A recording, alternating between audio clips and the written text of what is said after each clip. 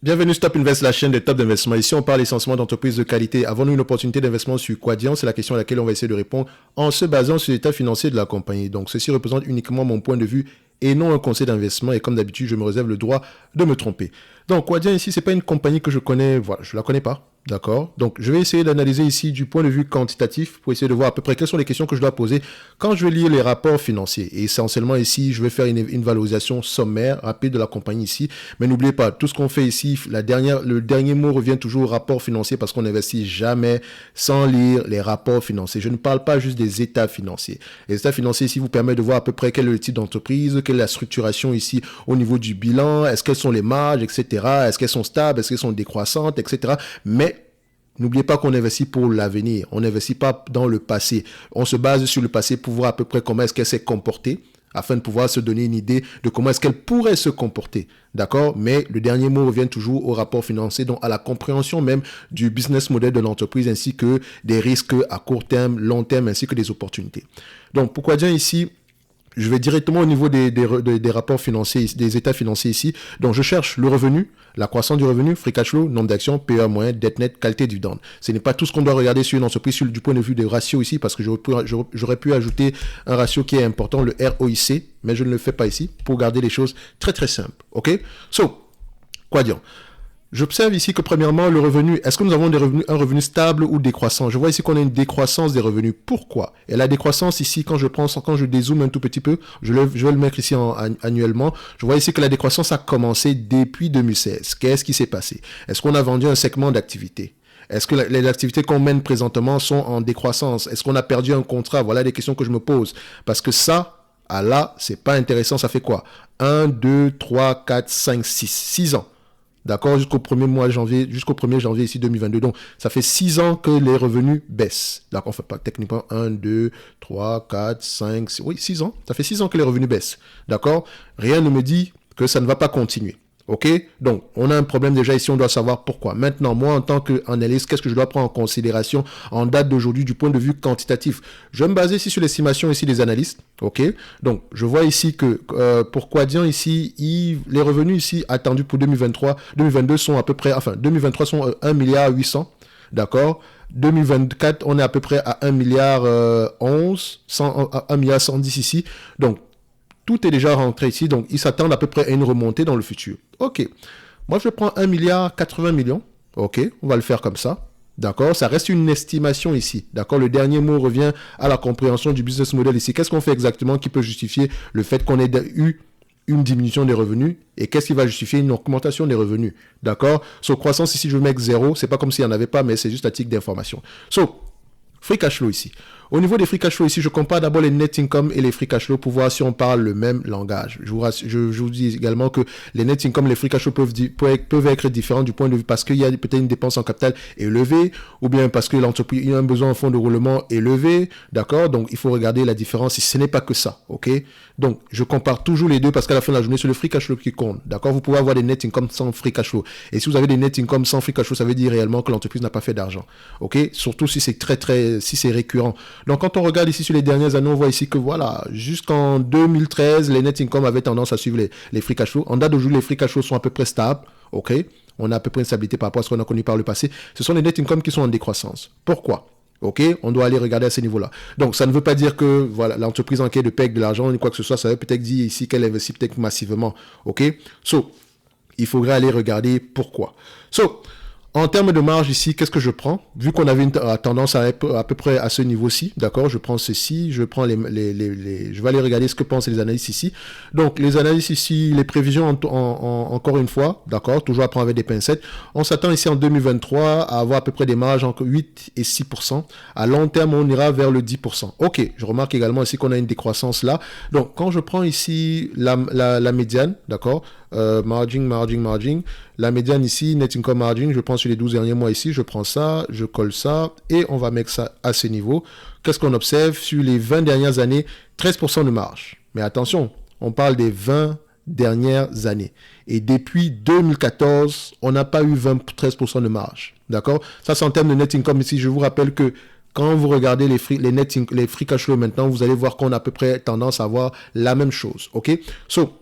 En termes de marge, on a à peu près une certaine stabilité. Donc, je vais ici, je compare ça, donc je vais aller regarder ici directement parce que vu que Coifin ne me donne pas le free cash flow margin, et encore une fois, les free cash flow, faites attention ici, il faut vérifier, ça ne prend pas en considération les loyers, etc. Ok, c'est très, faut prendre beaucoup de précautions avec ça. Donc, parce que si on se trompe au niveau des marges ici, l'évaluation ici, c'est complètement en brousse. Ok, donc ici, les marges attendues, voilà, je pense qu'on est aux alentours des 10% ici. D'accord? Les dernières années, en 2022, on était à 15, 17. Je vais mettre 10% pour me protéger. On va faire simple. Parce que ici, les marges ne sont pas stables. Vous remarquez que quand on a ce genre d'entreprise-là, on a une instabilité des marges. Ça pose beaucoup de questions. Donc, on va faire simple hein, pour ne pas se casser la tête. D'accord? On ne veut pas les marges précisément d'aujourd'hui, mais on ne veut pas surtout également se tromper. On va se dire ceci. Sur les dernières années ici, on peut au moins avoir les marges de 10%. Minimum. Si on a plus que ça, tant mieux. Bénéfice. OK? 10%. Mais je ne veux pas mettre des marges de 17%, 15%, alors que, voilà, ça peut juste être conjoncturel, ça peut être temporaire, voilà, et sans avoir d'explication derrière, surtout quand je remarque que précédemment, ici, on avait quelque chose de pas extraordinaire du tout. Peut-être qu'il y a un nouveau paradigme ici, mais je me limite à 10%. Maintenant, libre à vous de faire le changement nécessaire, mais après lecture des rapports financiers. Qu'est-ce que le management a comme ambition par rapport à ces marges-là? Moi, encore une fois, je réagis ici de mon point de vue, de quelqu'un qui ne connaît pas l'entreprise. Première analyse sur une compagnie, je tombe dessus, voilà comment est-ce que je vais réfléchir. OK? Je prends 10% de marge. Mais en même temps, même si je découvre que l'entreprise est surévaluée ici, ça me permet de voir à peu près quel type d'entreprise, on a affaire à quel type d'entreprise. Je vois ici que ça a été difficile sur les dernières années ici, d'accord? En termes de free cash, de marge, ça a été difficile. La question est de savoir pourquoi. D'accord? Parce que sans le pourquoi, on peut pas se projeter dans le futur de manière sereinement. Bon, c'est facile de le faire sur des entreprises qu'on connaît très, très, très bien, mais sur les entreprises qu'on ne connaît pas, ça me permet de poser les questions. 2016, pourquoi ça baisse? 2016, 2015, pourquoi ça baisse? 2020, pourquoi est-ce que ça a baissé? Pourquoi est-ce que ça a augmenté ces dernières années-ci? Je dois comprendre. Le pourquoi est très important. OK? Donc, 10% de marge ici, c'est ce que je mets. En termes de nombre d'actions ici, est-ce que nous avons un nombre d'actions qui augmente ou bien qui diminue? Donc, si elle a fait de l'argent, notamment, elle va pas avoir un nombre d'actions qui augmente. Ouais, on a un nombre d'actions qui est à peu près stable ici. On a mis une diminution du nombre d'actions ici. Donc, ça fait le yo-yo entre 40 et 33 millions. Donc, sans doute, on rachète ces actions ici. Donc, ça fait, on a à peu près 33,85 millions d'actions. D'accord? 33,85. Je vais mettre ça ici. 33,85. 33,85. Au niveau des PER ici, voilà. Vu que j'ai pris les free cash flow ont tendance à être au même niveau ici, je vais prendre ici les price to free cash flow. OK? On va mettre ça là. On regarde à peu près qu'est-ce que ça nous donne comme information sur les dernières années. Le marché paye généralement combien ici? Sur les 20 dernières années, il paye 11 fois les bénéfices, mais depuis à peu près 2016 par là, le marché a tendance à payer, voilà, 3-4 fois les bénéfices pour cette compagnie ici. Et c'est là où on se pose la question, mais combien est-ce qu'on pourrait payer pour cette compagnie ici? 10, 13, 20, 15 fois? On doit payer combien? Qu'est-ce que je dois prendre ici comme marge? Vu la nature des activités de cette compagnie-ci, voilà, je ne sais pas ce qui se passe à l'intérieur. Peut-être que depuis 2016, ici, on se rend compte qu'elle est peut-être dans un segment qui est en décroissance perpétuelle, même si on se maintient au niveau des revenus ici, mais il faut faire attention. Qu'est-ce qu'on vend précisément? D'où le fait même de connaître à peu près le produit de cette compagnie-ci. Ce que je n'ai pas regardé, peut-être que ça pourrait me donner une idée ici. Quadient is driving force behind world most meaningful customer experience, parce que les entreprises sont très fortes pour vous raconter tout et n'importe quoi sur la description même de leur business. Je veux savoir, on fait quoi exactement? Qu'est-ce qui me permet, moi, client, de venir sélectionner Quadient plutôt qu'un autre concurrent, s'il y a des concurrents ici? Donc, je vois ici qu'on fait quoi? Customer Communication, AP, wow, bon, franchement, je n'aurai pas le temps de faire tout ça ici, mais je vois ici qu'on a le segment de IT. OK. Donc, segment de IT ici, de mon point de vue, c'est un segment ici qui marche minimum à 15% par là, sinon plus, en termes de PER. 15% en moyenne, donc on peut prendre 10, je vais prendre du 15% ici. Je pense que c'est pas exagéré de payer cela. Et je vous ai dit ici que j'ai pris le price sur free cash flow. Les free cash flow sont généralement plus élevés que les net income ici. Parce que si vous prenez ici les price to earning, d'accord, price to earning ici, qu'est-ce qu'on observe? On observe ceci, je vais mettre ici la médiane, d'accord, médiane, on prend ça, et si je mets le next 12 months pour que ça puisse arranger, non. Ok, je vais prendre la médiane ici. Oh, les next 12 months arrangent en tout... Ok, je vais prendre les next 12 months ici, parce que, en fait, quand je prends NTM, donc les 12 prochains mois, ça met, en fait, ça ajuste un tout petit peu les variations extraordinaires, comme celles qu'on a connues ici, par exemple, ici. Cette variation-ci, si je mets sur les 12 derniers mois, Vous voyez, quand je mets sur les 12 prochains mois, en fait, ça prend en considération l'estimation des analystes, d'accord, sur le forward PE. Donc, on va essayer de travailler ici avec le forward PE, tout en mentionnant qu'on travaille avec le forward PE. Donc, ici, avec le forward PE, c'est 11 fois les bénéfices également. Sur les 10 dernières années ici, c'est à peu près 8-9 fois les bénéfices. Techniquement, je ne paye pas à 19 fois les bénéfices. Je ne prends pas en considération la dette. Je mentionne jusqu'au OK. Il y a de la dette ici, mais payer une entreprise à 10 fois les bénéfices. Si tout va maintenant dépendre de l'allocation du capital. Donc, qu'est-ce que je vais prendre? On va aller avec 10 et 15 fois les bénéfices. On va le faire comme ça, d'accord? On va prendre 15 fois les bénéfices avec la dette, 10 fois les bénéfices sans prendre en considération la dette, d'accord? On va mettre ici X 10, OK? Maintenant, en termes de dette nette ici, qu'est-ce qu'on obtient? Fermez ça, on ferme. Et quand je dis dette nette ici, c'est la dette nette du point de vue de ce logiciel-ci. Parce que si on a des loyers ici, on va peut-être exagérer au niveau de la dette nette ici. Mais en date d'aujourd'hui, on a 779 millions en termes de dette nette. Est-ce qu'on a fait une acquisition ici qui peut justifier l'augmentation de cette dette nette-là? Peut-être, on pourrait se dire oui, d'accord. Donc, mais bon, c'est une petite acquisition, mais de toutes les façons, il faut questionner pourquoi est-ce que la dette nette augmente subitement ici. Je ne suis pas allé regarder dans les rapports financiers de Quadient pour vérifier si la dette nette est réellement de 780 millions. Si on a une dette nette moins élevée, tant mieux, ça nous permettra ici de pouvoir ajuster en conséquence, d'accord. Voilà à peu près l'une des questions qu'on peut également poser ici. Donc 780 millions, ok. 780 779 et poussière, donc 780 millions ici. Donc c'est parfait. Maintenant, 15 fois les bénéfices. 1 milliard 80 millions, d'accord, 10% de marge bénéficiaire, fois 15 fois les bénéfices, moins la dette nette de 780 millions, d'accord, divisé par le nombre d'actions à peu près à 33,85, on arrive à une valorisation ici de 24,84 €. Donc, on va mettre 25 €. OK, 25 €. À 15 fois les bénéfices, moins la dette nette, on a 25 €. À 10 fois les bénéfices, sans prendre en considération la dette nette, qu'est-ce qu'on obtient? Donc, ici, on fait le même calcul ici. Ça donne à peu près 108 millions, 10% de 1 milliard 800. D'accord? 1 milliard 80 millions plutôt. À 10 fois les bénéfices ici. Enfin, 10%, 10 fois les bénéfices. On revient à la même chose ici. D'accord? À 10 fois les bénéfices. À payer une entreprise 10 fois les bénéfices, en fait, c'est demander un rendement de 10%. Donc, vous voyez qu'on revient toujours au niveau du revenu ici, vu qu'on a pris du 10% ici. Donc, tout à fait normal. Divisé par le nombre d'actions, 33,85. Je n'enlève pas la dette nette ici aujourd'hui parce que techniquement, payer 10 fois les bénéfices ici et prendre encore en considération la dette nette, c'est exagéré, d'accord? Ça ne va pas donner la véritable valorisation de la compagnie ici, d'accord? Parce qu'en dessous de 10 fois les bénéfices ici, il faut doser un tout petit peu, ne pas être très, très pessimiste. Donc, laisser la dette nette de côté tout en mentionnant qu'elle existe, ok? On est à 32 € l'action ici. D'accord? Donc, on se dit que si on paye 15 fois les bénéfices et qu'on prend en considération la dette, on sera à 25 €.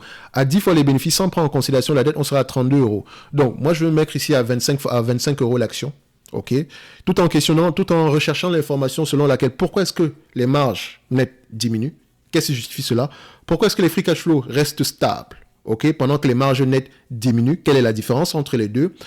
Pourquoi est-ce que la dette nette augmente subitement ici? Est-ce qu'on a moins que ça? OK? Donc, si on se fie juste à ce qu'on a ici sur les éléments quantitatifs, on se dira que l'entreprise est sous-évaluée. Ce qui veut dire qu'en date d'aujourd'hui, si l'entreprise vous reverse la totalité des bénéfices nets potentiels ici, en termes de dividendes par rapport au prix actuel, au rendement actuel qui est à la capitalisation boursière actuelle qui est de 103 millions d'euros, d'accord, techniquement, c'est pas 103 millions d'euros parce que c'est moins que ça en date d'aujourd'hui, notamment parce que l'entreprise ici a révisé à la baisse les résultats opérationnels. D'accord? Donc, on s'attend à avoir des revenus moins élevés. Et encore, vous remarquez ici que il y a un bureau d'analyse ici qui mentionne que l'objectif va s'échanger à 36 € l'action. Donc, ils maintiennent l'entreprise ici sur le volet acheteur. Donc, avec leur opinion achetée.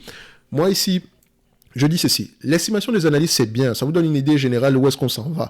Mais pour pouvoir justifier le 36 € ici, vous devez également faire vos propres calculs. Ici, moi j'ai calculé entre les deux ici, on est à 10 fois les bénéfices, on sera à 32 €, à 15 fois les bénéfices avec en considération la dette, on sera aux alentours de 25 €. Maintenant, la seule manière pour nous d'être confiants par rapport à cette valorisation-là, c'est de lire, c'est de poser les bonnes questions. Pourquoi est-ce que la dette nette a augmenté? Est-ce qu'on peut justifier une dette nette à ce niveau-là? Je ne sais pas si je peux avoir les éléments financiers ici. On va un peu aller au niveau de la société ici. Donc, est-ce que la dette nette est réellement de 708 millions? Est-ce qu'on a moins que ça? Si on a moins que ça, la valorisation sera encore plus élevée. OK? Mais au prix actuel, ça commence à être intéressant. D'accord? C'est assez intriguant pour qu'on se plonge un tout petit peu ici dans les rapports financiers, tout en se demandant toujours pourquoi les revenus sont élevés. D'accord? Pourquoi? Ici, vous voyez que les marges nettes attendues dans cette 2020 ici, on atteint à peu près des marges moins que 17%, moins que 10% ici. Donc, pourquoi est-ce que les revenus sont en berne depuis plusieurs années? Qu'est-ce qu'elle fait exactement? Qu'est-ce qui nous fait penser qu'on va regarder à peu près le même niveau de revenus ou de marge ici? Pourquoi est-ce que les net income et les free cash flow sont différents? Pourquoi est-ce que la dette est à ce niveau-ci? Voilà la question qu'on doit à peu près se poser ici. OK?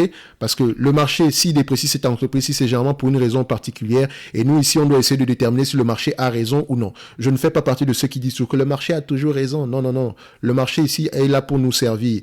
Parfois, il nous présente des opportunités d'investissement. Parfois également, il nous permet ici de pouvoir, de pouvoir cash out, donc de pouvoir récupérer nos sommes de départ, enfin, de pouvoir faire un bénéfice exponentiel parce qu'il y a une spéculation extrême présentement. Mais parfois également, quand le prix est parfois le prix peut être bas, et le marché se trompe, sans doute parce qu'il a peut-être peur par rapport à un problème qui est selon nous temporaire. Donc ici, nous, on doit identifier quel est le problème. Et vous ne pouvez pas identifier le problème en regardant uniquement les états financiers. Les états financiers vous permettent de poser les bonnes questions dans les rapports financiers. D'accord? Comme je vous l'ai dit ici précédemment. Donc pour Quadient ici, d'accord, on se dira ceci. Avec des pincettes, on a une opportunité d'investissement en date d'aujourd'hui. À 10 fois les bénéfices, on est à 32 euros. À 15 fois les bénéfices, en prenant en considération la dette, on est aux alentours de 25 euros. Donc, minimum, on sera à 25 euros. En date d'aujourd'hui, on cote à combien? 12 euros. Donc, on a un potentiel 100% ici. Mais, ça va dépendre de la stabilité des bénéfices nets. Maintenant, si on parle du dividende ici, on le verse. En date d'aujourd'hui, si on vous verse la totalité des dividendes ici, la totalité des free cash flow ici en dividende, vous aurez à peu près une capitalisation aux alentours de combien? Donc, je venais prendre la capitalisation de 415 ici. Donc, divisé par 415 ici.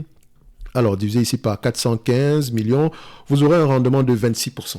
C'est-à-dire que si les net income actuels sont durables, vous achetez cette compagnie-ci avec un rendement de 26%.